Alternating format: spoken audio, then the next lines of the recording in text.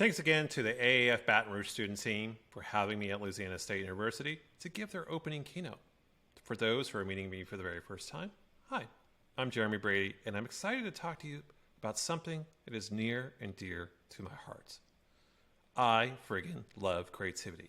It's core to what I do and who I am. Seriously, it's in my job title. It literally says creative director. Now, my job as a creative director has been pretty straightforward for the last 25 plus years. It's to get people to feel and do something by giving my team focus and intention. With it, we're able to do the best work, the best creative. The best creative for brands like these. But for today, I want to talk less about the creativity I've developed with others. I want to talk more about how we all can stay creative. I believe creativity isn't just a nice thing to have. It's as vital to us as the air that we breathe. Tchaikovsky, the 19th century composer of Swan Lake, often talked about the feeling of creative breakthroughs would bring about. He says, "It would be vain to try to put into words that immeasurable sense of bliss which comes over me directly when a new idea awakens in me and begins to assume a definite form."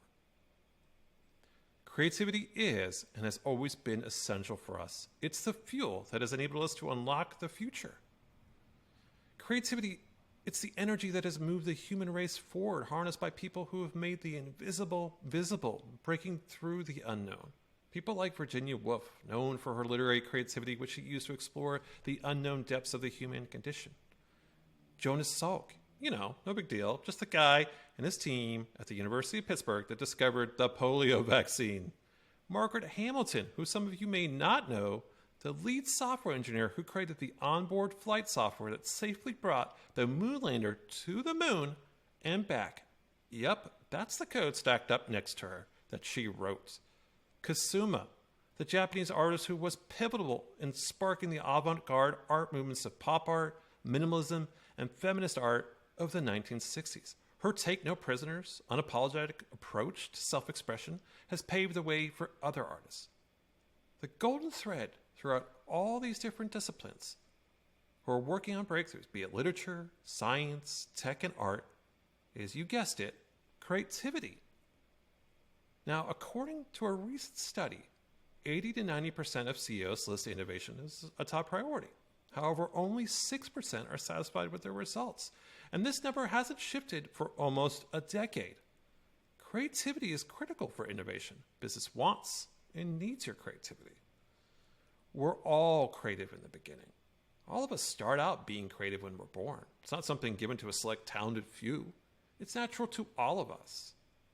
In the words of Picasso, every child is an artist. The problem is staying an artist when you grow up.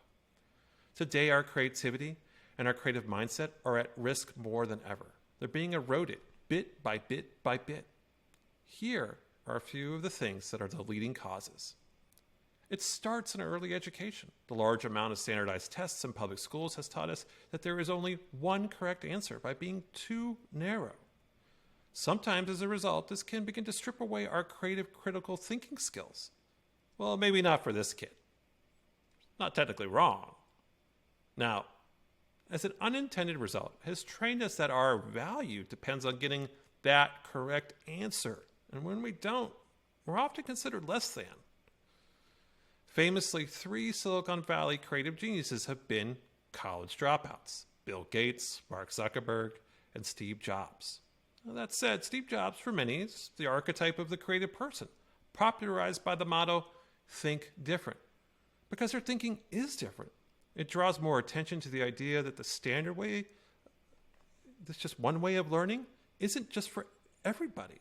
Standardized testing is only sometimes helpful and may even be distracting, and that the most creative thinkers actually prefer to learn on their own. Sir Ken Robinson said it best: "If you're not prepared to be wrong, you'll never come up with anything original. And by the time kids, get to be adults, most of them have lost that capacity.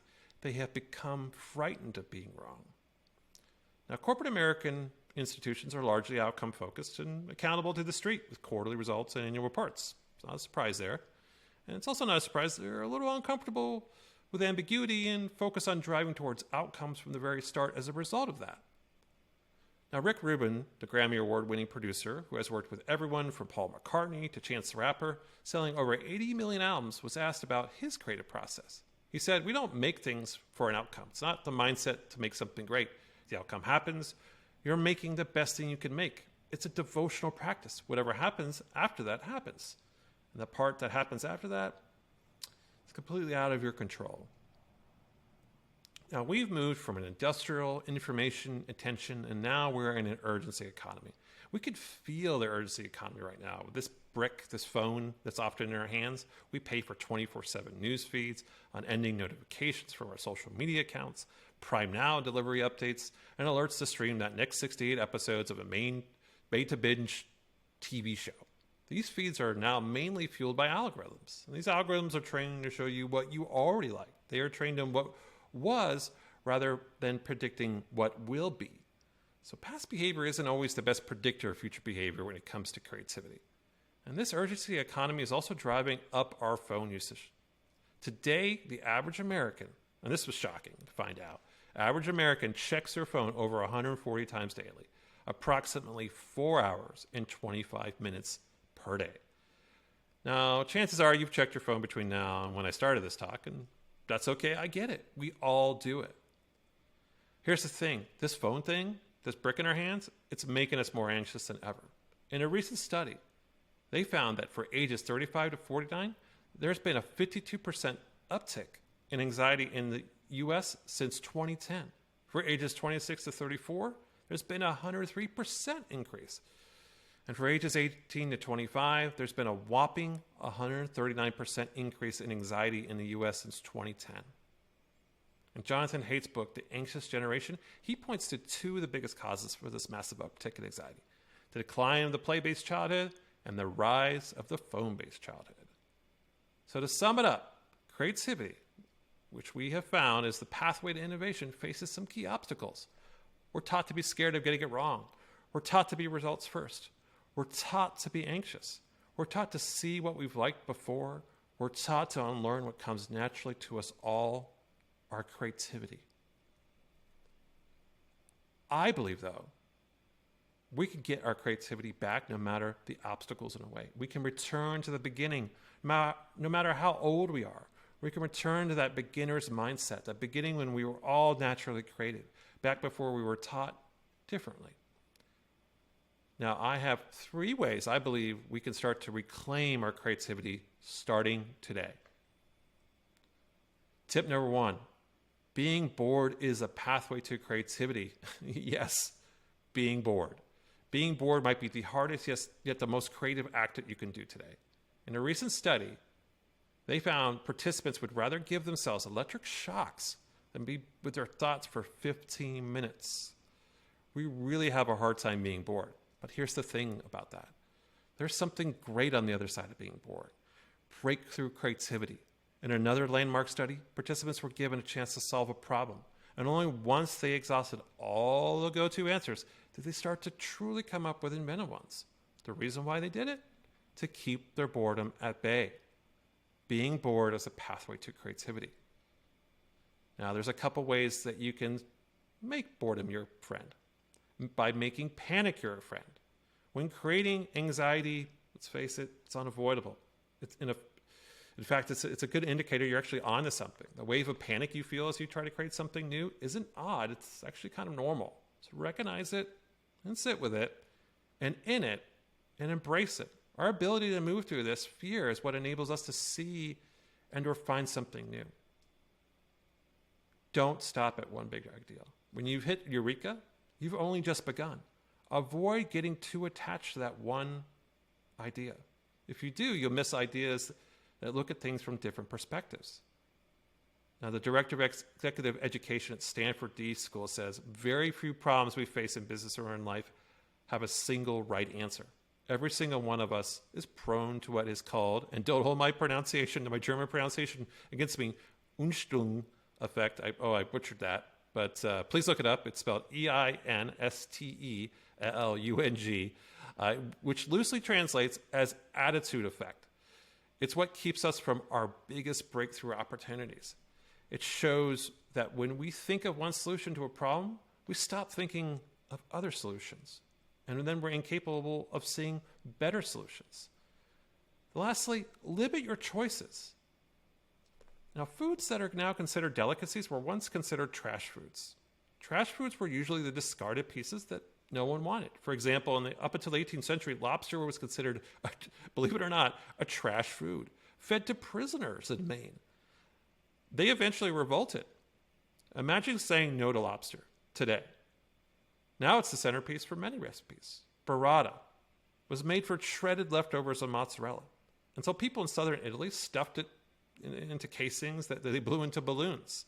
Now it's on every dinner menu. And lastly, and my favorite one here, Matisse. When he reached the end of his life, unfortunately, he became too sick to paint. And while he could have given up, he found new ways despite his limitations. He found that he could still use scissors, and then he created beautiful works of paper cutouts. So by limiting choices you have to work with, it actually frees you up to be more creative and give you more energy to think creatively versus being overwhelmed with choices. Fewer choices can lead to better creative results. Tip number 2, play. Can't emphasize this enough. Play is a pathway to creativity. In a creativity study at UC Berkeley, they found that the most common trait amongst great creative thinkers was their ability to play. Most creative people waited to make decisions until the last moment. Now, it's not to say they were putting it off or procrastinating. They were giving their mind time to look at the problem from all angles. To play means also being able to hold opposing views in your mind, to have different takes on it.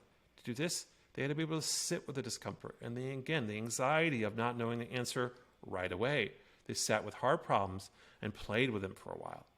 Play is a pathway to creativity. Here are a couple ways you can do that. Number 1, create a safe play environment. To play means be able to get it wrong. To play, you need to be open. The space you occupy should be physically open. If you feel you can't get it wrong, the space isn't ready for you and others to play in it. To overcome this, you need to create a psychologically safe space. According to a Harvard Business School, 4 things need to be present for psychological safety to thrive. Number 1, a willingness to help. You believe asking for help is appropriate and your peers, your folks around you, are willing to provide it. Number 2, inclusion and diversity. You feel included and that your diverse experiences and expertise matter. An attitude to risk and failure is number 3. You view mistakes and failures as acceptable in favor of learning. And the 4th, open conversation. You perceive conversations as open, candid, and safe to contribute to. The second bit is creating a space for play. So get playtime. And what I mean by get playtime is give yourself as much time as possible. Play is a flow state. You need to enter interruptions or an urgency to get things done. Kill playfulness. Block off your calendar. Turn off your phone. Prioritize play. And don't compromise your time. The other bit that supports creating a space for play is get a playroom. Set aside a designated physical space with 4 walls and a roof where you can share inspiration, ideas, ideation, and some of those early prototypes. And lastly, fun play seriously. Get a play budget. You need to actively allocate a real budget for creativity and defend that budget at all costs, because oftentimes, and I'm sure you've had this experience, it's the first thing to be cut. So when setting aside playtime in a playroom, budget for both time, space, and definitely money. Lastly, tip number 3, seeking is a pathway to creativity. Now, one of my heroes, Diana Vreeland, was known for revolutionizing the fashion industry at Harper's Bazaar and Vogue magazines. And she believed that the quote-unquote I needed to travel, and that to be creative, one must constantly seek out new experiences, cultures, and ideas. She felt that curiosity and exploration are essential for stimulating creativity and innovation in all fields, not just fashion. And according to a recent article in The Atlantic, this personality trait to seek, explore, and to be adventurous shows up particularly in science. The best work in science often occurs when exploring new frontiers, but it comes at a cost. As a popular saying among scientists goes, when you work at the cutting edge, you are likely to bleed. So when pushing boundaries, they have to confront a lot of doubt and rejection, yet they persist because they believe strongly in the value of what they do and seeking out the truth. Seeking is a pathway to creativity. Now, as a son of a librarian, I am contractually obligated as a good son to talk about the value of reading when it comes to seeking. And I believe that is a big thing that supports the ability to seek. Number one to do this is to read differently. We know new creative ideas come from mixing old ideas with new ones. So cultivate an interest in various topics to spark your creativity and innovation across all fields, not just the arts, but business, science, and technology, embracing fiction and nonfiction. Number two, read realistically. Choose a realistic amount of books you want to read based on your capacity. Sites like Storygraph give you custom recommendations aligned with your reading goals while giving you reading challenges. And lastly, read better together. Read with others. Join a book club, especially local bookstores. Please support them. We need them. So joining a book club with others is a great and accessible way to start. So to sum up, the pathway to creativity is at your fingertips as long as you dare to be bored, remember to play, and lastly, seek. Let the eye travel. And I want to end this talk today with the ending of my favorite, or one of my favorite books, The House at Pooh Corner. At the end of the book, Christopher Robin, the mop-haired boy, bids farewell to Winnie the Pooh. You know, that carefree bear. It's a bit of a bittersweet talk where they trade notes on life and their times together. We're reminded that despite Christopher growing up, quote unquote, wherever they go and whatever happens to them, along the way in that enchanted place on top of the forest, a little boy and his bear will always be playing. Now, if you remember one thing from today, I want you to know that wherever you go and whatever happens to you along the way, that you are creative and your next creative breakthrough is just around the corner. Thank you. And remember, let's all stay creative.